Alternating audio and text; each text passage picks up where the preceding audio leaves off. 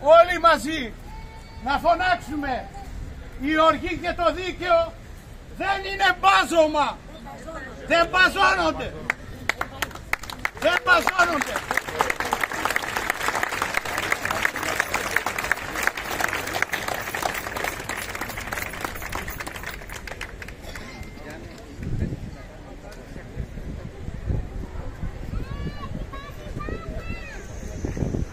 Αν θέλετε όλοι, μπορεί να ξεκινήσουμε μια πορεία χωρίς να έχουμε προηγούμενο. Δεν έχει αποφασιστεί τίποτα.